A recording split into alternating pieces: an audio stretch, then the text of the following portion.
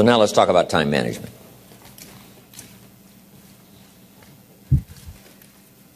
Time, key phrase. We all have a limited supply. My father had 93 years, but it seemed short. In his seemingly long life of 93 years, it was short because it just seems like if we only had more time. Old Testament gives us a view of some people who lived to be 500, 600, 700, 800, 900 years old. If I have a chance to ask, I will ask, how come we got shortchanged?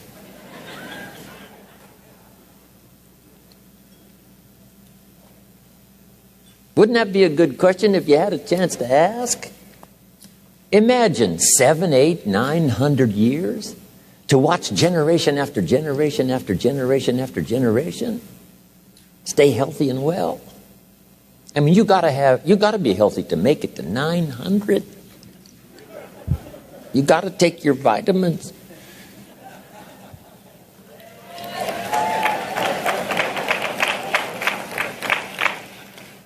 I'm pushing the Bible, I'm pushing vitamins. I'm doing good today. So, the key is time is precious. Now let me give you Bill Bailey's description of time. Life is not just the passing of time. Life is not just the passing of time. Life is a collection of experiences, their frequency,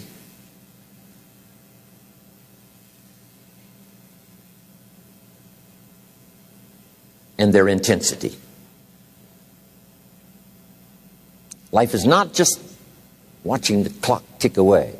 Life is a collection of experiences, their intensity, their frequency. When my friend Mark died at age 44, someone says, that's young to die. But what if he lived 4 lifetimes in one? It might not be too young. So here's whatever the span of your life turns out to be, here's what you want to fill it up with: experiences and the intensity of those experiences.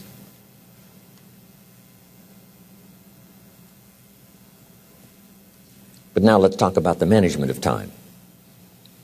Here's one of the best ones. We covered earlier. When should you start building this hotel? Answer: as soon as you have it finished. Now jot this one down on time management. When should you start the day? As soon as you have it finished. Plan the day the best you can, leaving plenty of room for improvising and surprises and all the stuff that happens during the course of the day. But if you've planned a good, productive day, now you start that day, you can't believe how much more valuable your time will be. Don't start the day until you have it finished. Now here's the next one. Don't start the week until you've had it finished. Now to lay out a week is a pretty good challenge. Next, don't start the month until you have it finished. The places to go and the people to see and the productivity and the sales and the customers and the development and all the rest of what you want to accomplish during the course of 30 days. Don't start the month till it's finished. And then here's the big one. This is really challenging. Don't start the year until you have it finished. To the best of your ability. It can't be finished like minute by minute. But in terms of the sweep of what you want to accomplish in the year 2002, make sure that that's set and ready to go by the time January 1st rolls around. And it might get all upset. It might get torn up and you do a new one. You make so much progress the first 90 days that now you've multiplied it all by 2, by 3.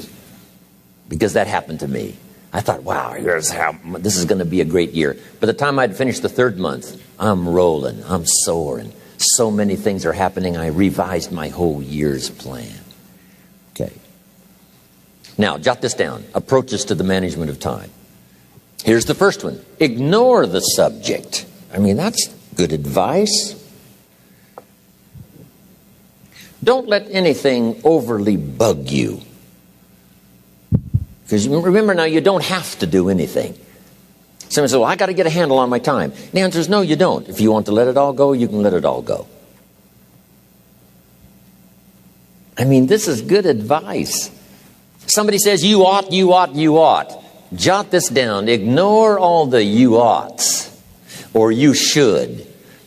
Only if they're giving general information. We should. It's better to say if you're teaching, we should. Not you should, we should. Then you let me listen in without it being too confrontational. If everyone did this, see, that'd be great. And then you give a person a chance to choose to do it or not to do it. But when you start the you ought, now see if I don't, now see we've got some tension and maybe some problems. So you oughts seem to always create problems.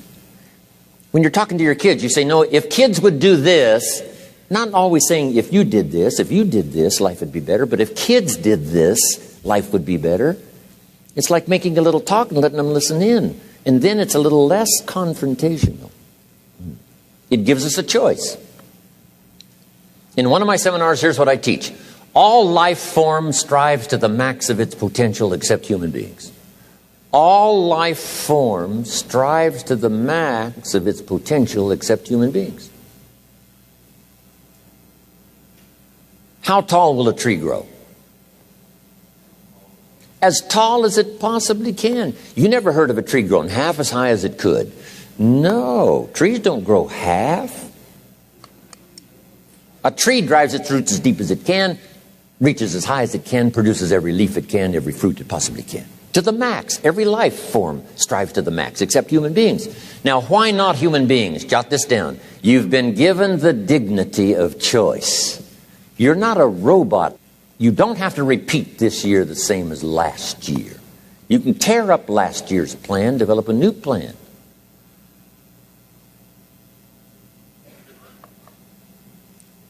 So, the dignity of being a human being. Now, here's the choice on being a human being. To be part of all we were meant to be, or to be all. To strive for all, or half, or part, or some. The choice is up to you. To develop one skill or 10 skills. Someone says, well, I'd be happy with just one more language. Well, some say, hey, I'm going to learn 6 or 7. And this is all a matter of choice. And when someone says, no, you ought to learn 4, you've got to resist all that. Because this is personal dignity. And you don't want to destroy someone's dignity by doing all the oughts, and then they feel reluctant to do it. Now we've got problems. So if you want to, just ignore this subject on time management. Now here's the next one. Step down to something easier.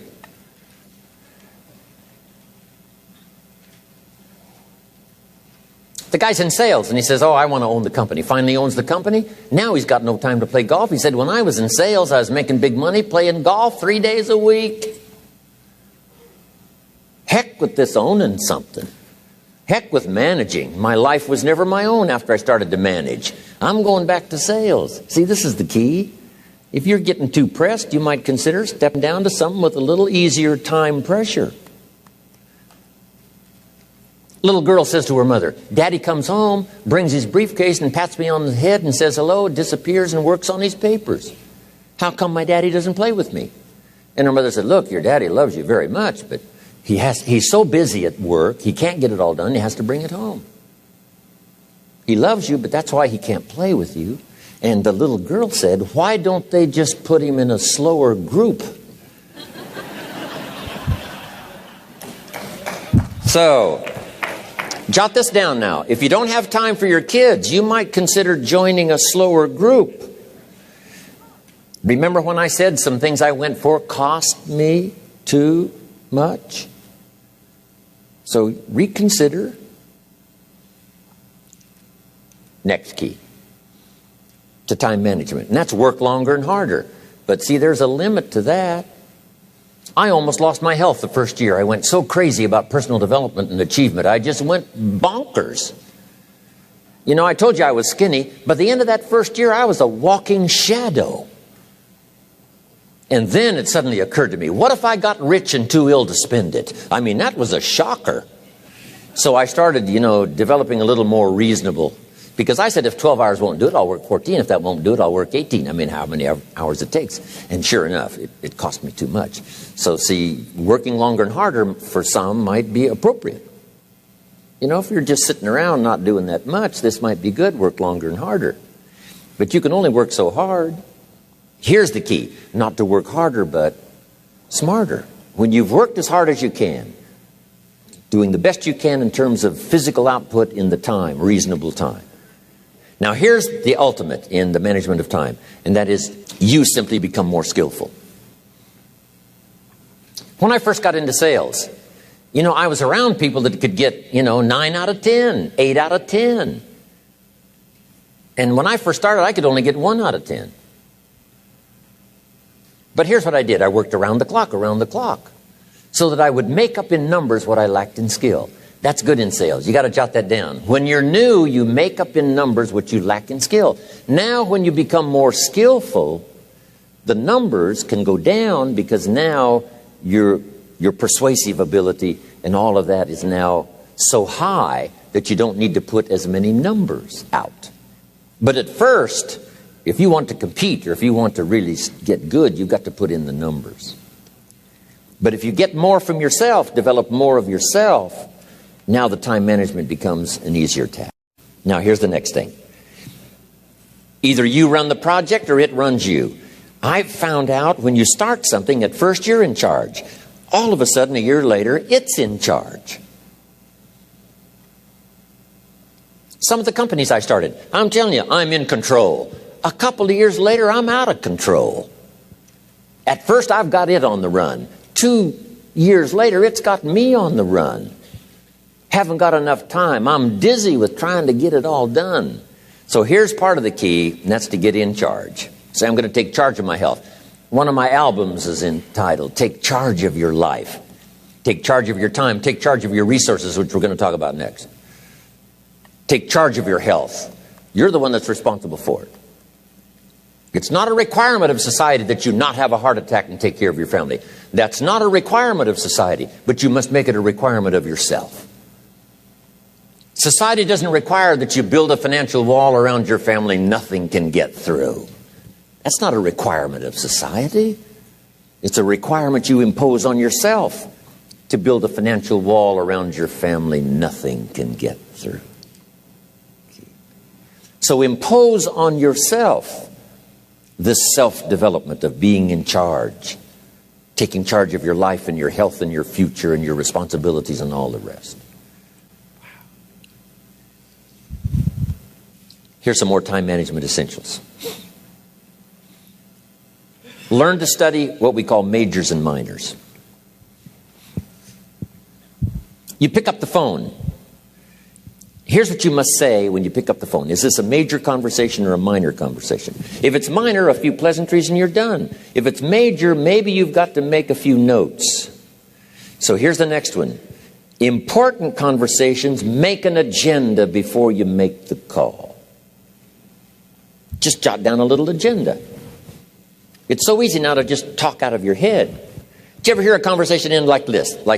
Let's see, there was something else. See, you don't look that swift. I can't think of it right now. I'll call you back. See, you look a little incompetent. Let's see, there was something. It escapes me right now. Really? So have you got this now? Make an agenda before you make a call if it's an important call. Now later that saves you all kinds of stuff. You call John in, the salesman, say, John, remember those 4 things we went over? He said, no, we didn't talk about that. And then you pull out your daytime or whatever, and there's the list you made when you made the call. He said, oh yes, seems like I do remember. And you've got him with your list. If it's just, salespeople especially can talk you out of what's in your head. It's true. No, we didn't talk about that. And if you don't have a little proof, I'm telling you, it's gone. So make an agenda before you make a call. So what's major, what's minor? Now here's the key on this. Don't major in minor things. If you take up major time to do minor things, I'm telling you, you'll be behind the curve constantly. Here's what we learn in sales training. What's major time and what's minor time? Here's minor time, thinking about prospects. Here's minor time, making lists of prospects. Here's minor time, keeping books on prospects. Here's minor time, going to see the prospect. Here's minor time, evaluating the prospect after you've been there. That's all minor time. Here's major time, in the presence of the prospect. That's major time. And if you took a look, if you're in sales and you took a look at a week, you'd say, my gosh, I'm spending 90% of my time on the minor stuff and so little time on the major stuff in the presence of. How many hours in the presence of in my day? How many hours in the presence of during my sales week? Because the time that really counts is in the presence of the prospect. Majors and minors. Here's another key time management essential. Don't mistake movement for achievement. It's easy to get faked out by being busy. Guy comes home at night all exhausted, falls in the chair and says, oh, I've been going. Here's the big question. Doing what? It's not the going. Some people are going, and they're doing figure eights. I mean, their progress is small. So don't mistake movement for achievement. Here's another one in sales we learned. Don't mistake courtesy for consent. If somebody's pleasant and they nod, you say, oh, they're going to buy. No, they're courteous. You can't mistake courtesy for consent.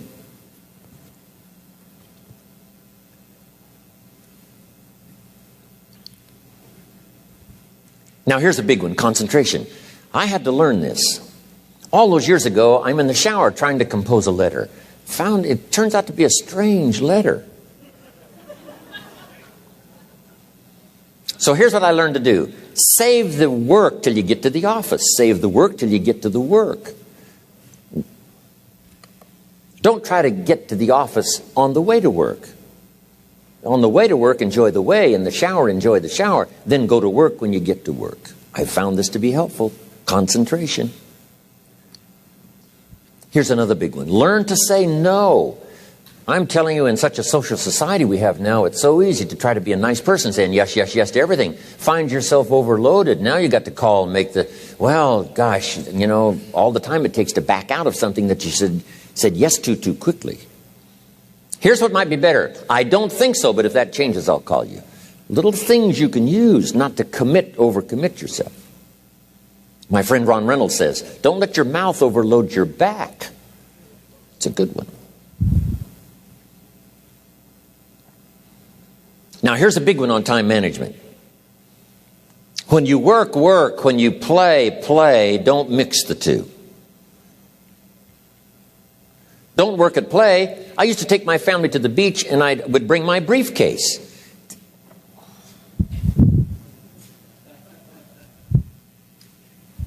I learned not to do that. Or at the beach, I'm saying I should be at the office. Now my family's upset. Because I'm at the beach and I'm thinking office.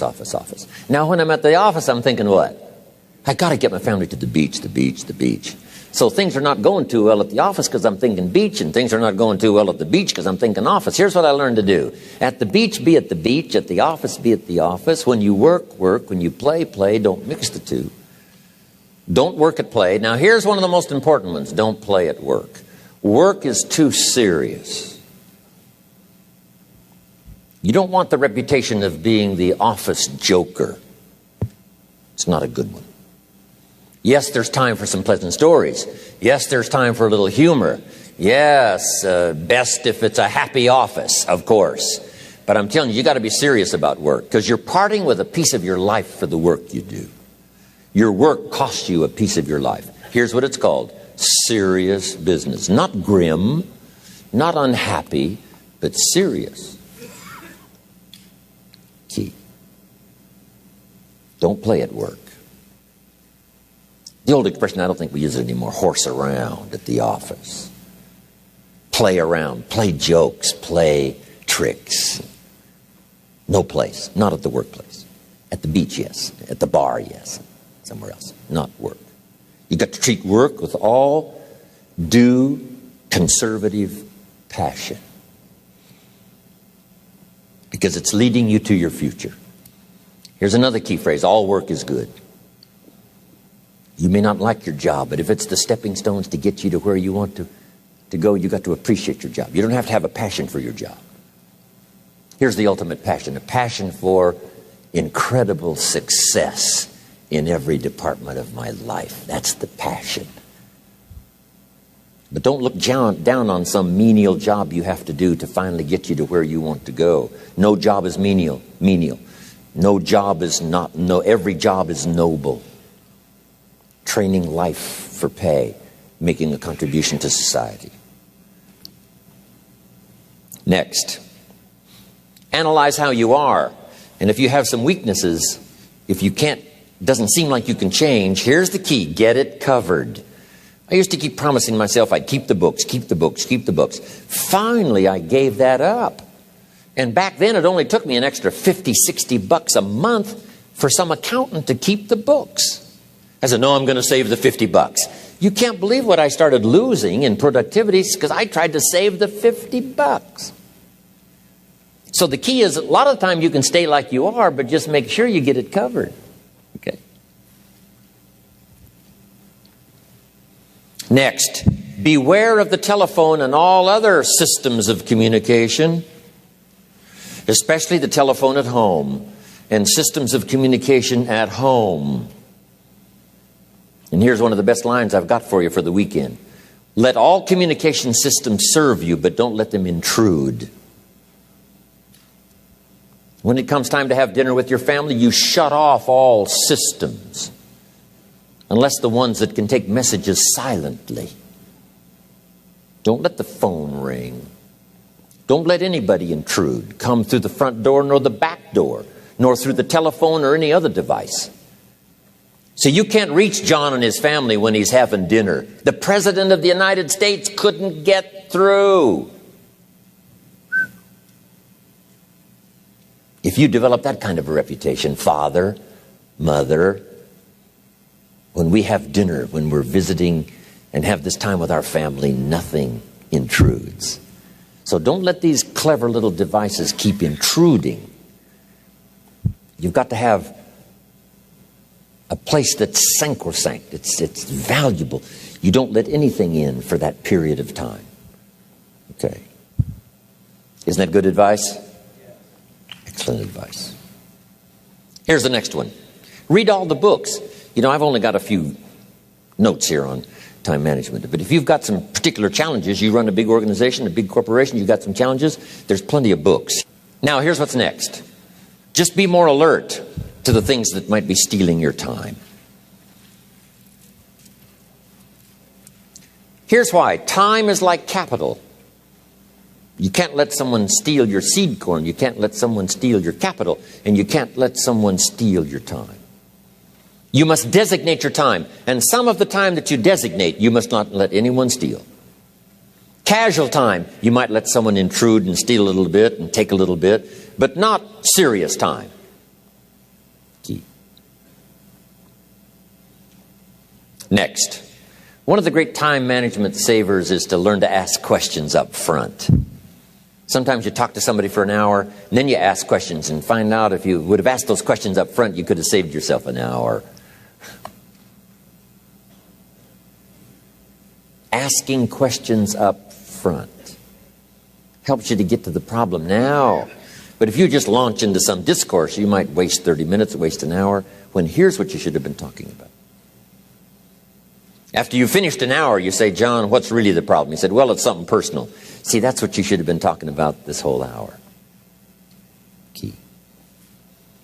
Next, learn to think on paper. Now we're going to take a break. Some ways to think on paper. One, we've covered one. Solving problems. Take it out of your head and put it on paper. Another one is setting goals. Making these lists we've already started. Here's another good way to think on paper. It's a projects book.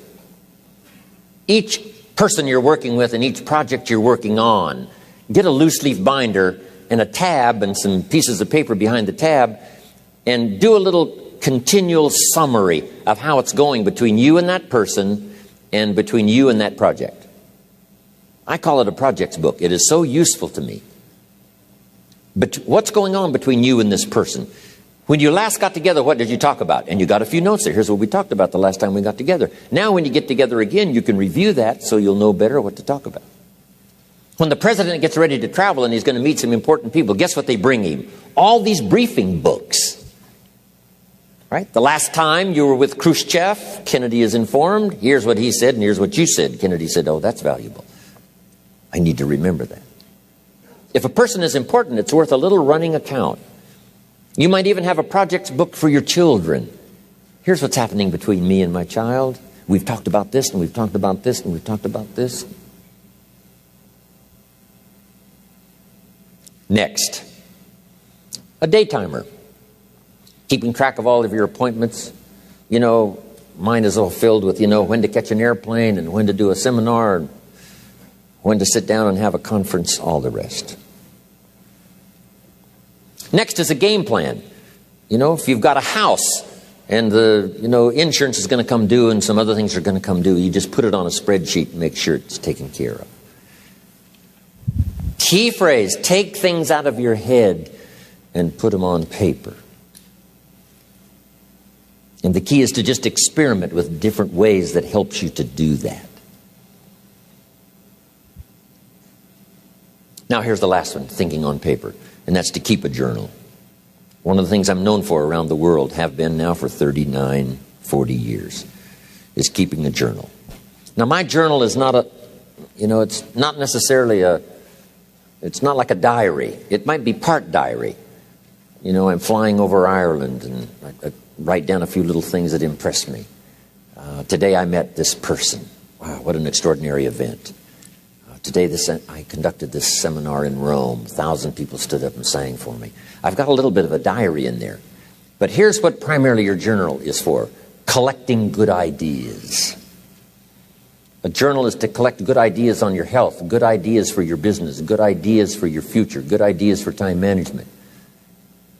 Because I used to take notes on pieces of paper and torn off corners and backs of old envelopes and restaurant placemats. And I threw all this stuff in a drawer. It did not serve me well. I finally learned to get a bound copy, right? And just keep a journal, right? If I was here, I had my journal, I'd be taking notes, right? These 2 days in my journal. Now, if you're caught without your journal, you just take the notes. When you get back home, you put those notes in your journal, throw the paper away. Because we don't usually go through paper to review. But see, my journals now make up a significant part of my own library. My journal's all reserved privately for my children and my grandchildren. Can you imagine what I've collected over the years? It's unbelievable. There are 3 treasures to leave behind. I think you've already got those notes, right? Here they are. Number 1, your pictures. Don't leave the event unrecorded. It takes only a fraction of a second to say, here's who I was with. When I travel the world, right? We take all these pictures. And here's one of the gifts. People send me the pictures they took of me and them. It's part of the treasures I have on the farm. Incredible. A picture's worth 1,000 words to describe the scene, the emotion, what happened. Say, wow, this was an extraordinary day for me when I met these people. Here's what they told me happened to them when they went to my seminar 10 years ago. Wow, the drama comes back if you've taken the pictures. It's one of the treasures to leave behind when you go. Remember the old photographs that we have now of, 100 years ago, 70, 80 years ago, just a few photographs? What would it be like if you had thousands of photographs of the past, of your history, your mother, your father, right? Grandparents? So change all of that now for your children. Leave all your photographs as a record. Here's what's next to leave behind, and that's your library.